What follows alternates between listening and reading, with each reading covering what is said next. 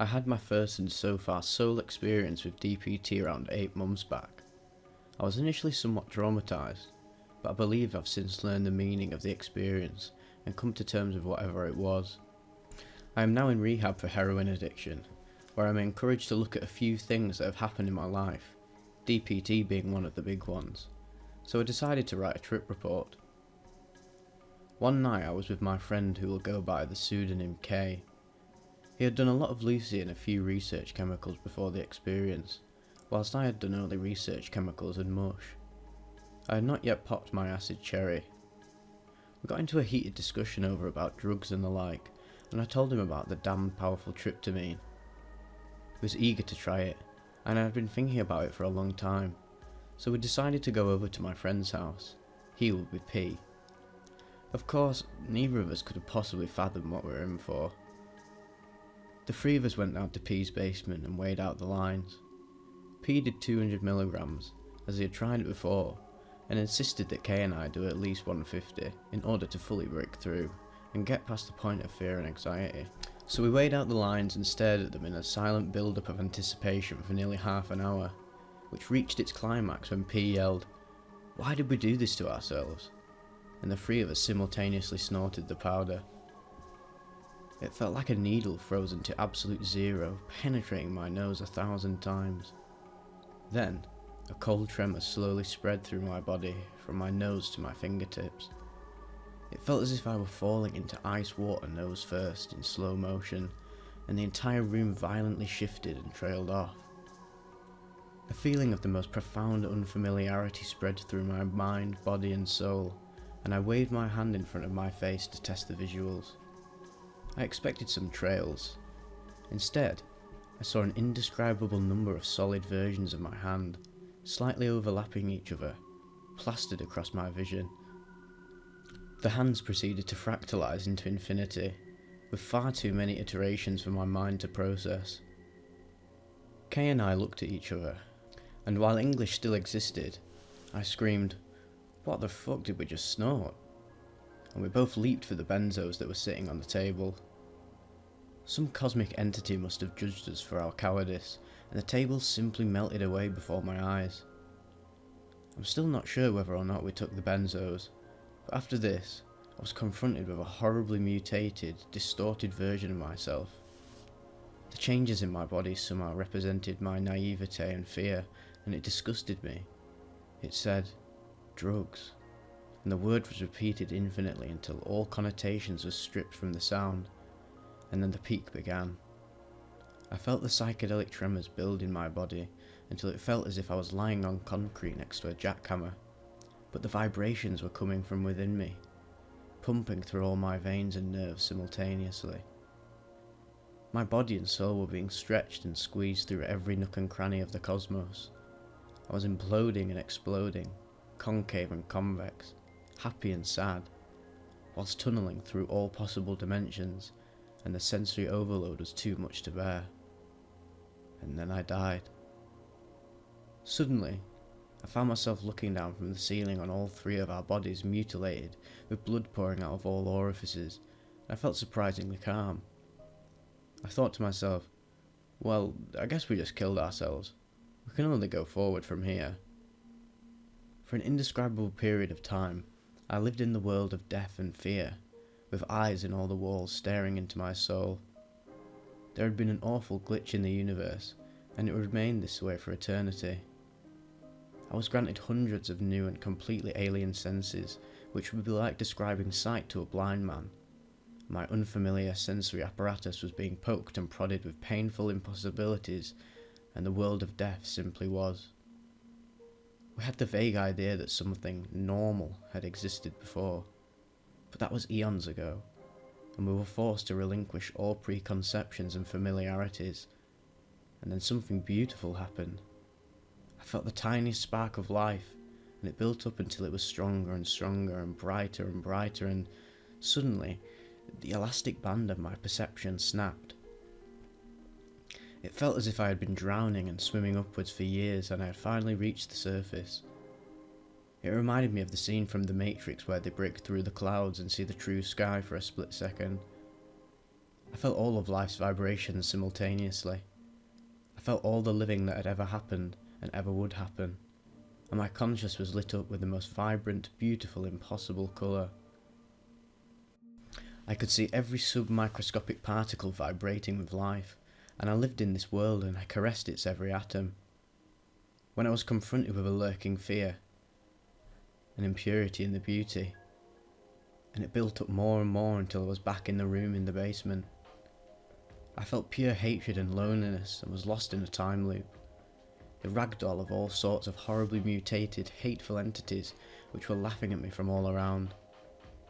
I was a naked baby in the deepest, darkest corner of reality, with absolutely no sympathy or compassion. I somehow likened this feeling to a knockoff electronics store in Chinatown. It was all worth it when I felt the love. I was brought to a world where I felt the pure and distilled essence of love. Every particle. It was love in all its forms, sexual, emotional, physical, and of the purest beauty conceivable. My new senses were being stroked and caressed by the universe, and I felt all love that ever was or ever would be. Time no longer had meaning. I felt hints of what was to come. My ego was completely obliterated, and all that there was love, and it was beautiful and complete. I was held at the very peak of orgasm for millennia, and then that climactic feeling somehow fractalized, and I felt millions of iterations of the feeling of pure physical and emotional pleasure all at once. My hundreds of senses were melded together in pure synesthesia. The words ecstasy and bliss fall light years short of describing it. I lived in the worlds of polar opposite emotions for years, and it felt like they were coming together, spiralling upward, intertwining with each other more and more tightly, like the chainsaw build-up of a techno drop. My perception was changing and morphing so quickly my brain could hardly process its surroundings. It was like playing a high-quality movie in a slow computer, with everything lagging, somehow beautifully. My reality moved forward in beautiful, arabesque, intertwining lines, weaving into each other, somehow digitally. I felt the collective God of the universe whisper to me and hint at itself, and then zang! Every atom of my body was simultaneously split into infinite thermonuclear explosions. I felt my body go through the process of nuclear fusion, and I became a star, where all possible realities and all polar opposites came together into one beautiful singularity. It was the point where all complements unite, where all things come together, where there is no future, present or past.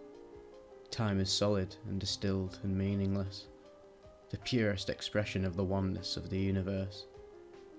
It was like staring into the sun for 1,000 years, the light of the universe blinding all your senses and burning straight into your soul. There is no I, there is no ego, it simply is. It is God. It is the process. This was the DPT peak, the most mind-blowing possible experience, and as if to conclude this part of the experience, I was, once again, confronted with a strange version of myself. This time, however, my form was immaculate and fine, emanating serenity and infiniteness, sitting in the lotus position and hovering above the ground with one finger to my lips. It was as if to say, the old you was wrong. This is no drug. This is holy.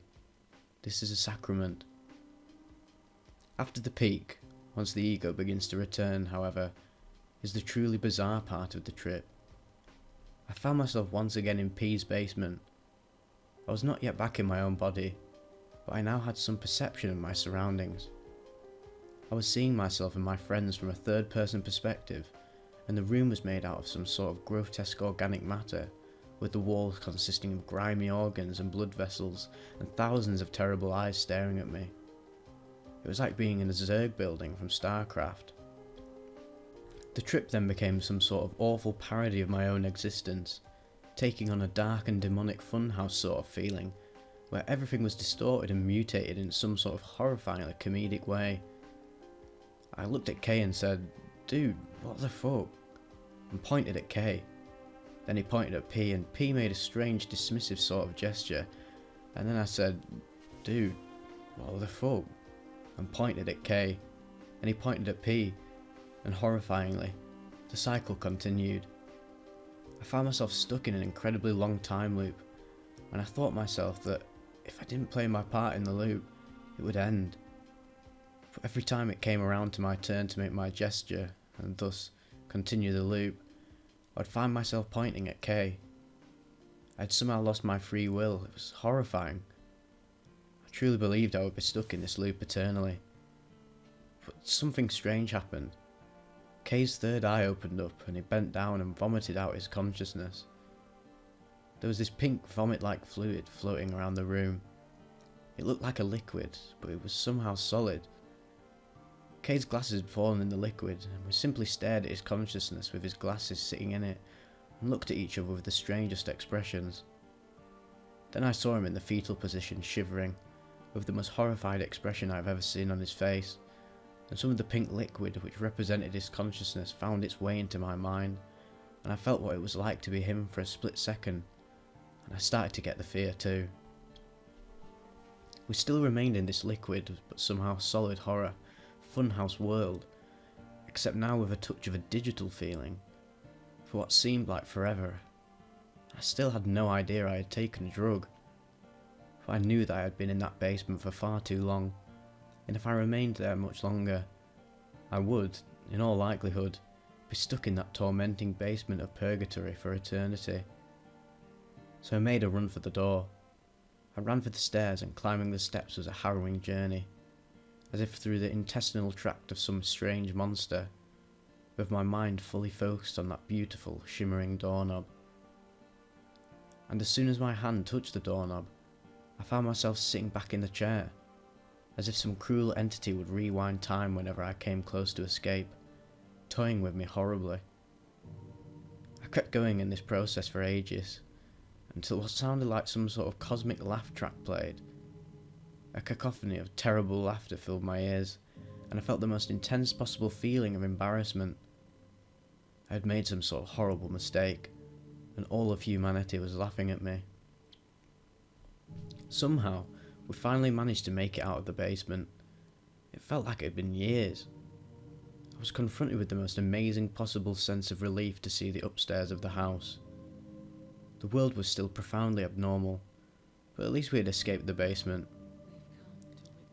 Things from the past kept happening in the future, and the future in the present, and the present in the past all at the same time. Time was not even remotely linear, but we could at least walk around at this point. We had previously decided not to go outside, onto the street while on DPT, but we no longer cared. We saw the front door and believed our only hope to escape the eternal limbo of the monstrous house was to go out into the street, no matter what we would confront out there. So we somehow managed to open the front door, and what we saw shocked our mutual existence to its very core. We opened the door, and there was nothing outside. Our little trip was all of existence. And when we came to that horrible solipsist realization, I remember looking at P and K and seeing the most profound expressions of terror possible. Next, P's brother came downstairs. He looked like some sort of awesome godlike entity. I couldn't even speak after the shock of the lack of existence outside the house, but K believed P's brother was God, and confessed all his mortal sins to him, praying at his feet. Eventually, we reached our Comedown. At this point it was like being on maybe a 10 strip of LSD, but our egos started to find their ways back into our bodies. K said, "Didn't we have names? Weren't we people?" P said, "Didn't we live in Montreal?" I said, Yeah. I was K and you were J." And K said, No, it was the other way round." And eventually we all figured out who we were. The rest of the trip was still somewhat terrifying, and apparently I died at some point, and P gave me CPR, but it might have just been a metaphor. Either way, I woke up almost a day later, and I had slept for a very long time, my brain having been very tired. Apparently K ran out of the house and halfway across the city as soon as the door opened to some sort of reality. Since this trip, I've learned a lot. It was terrifying, but I certainly do not regret it. And I certainly have a better understanding of how the temple of the true inner light people believe in this substance as a manifestation of God. You have not truly lived until you have experienced the peak of a dipropyl trip. Whether you've taken 100 milligrams of 4-ACO DMT, 1 milligram of LSD, or 1 milligram of 2CE, absolutely nothing can prepare you for a DPT peak. There is no way to be ready, except to just do it. I encourage people to try this compound, but be very wary. Don't fuck around with DPT. Damn powerful tryptamine.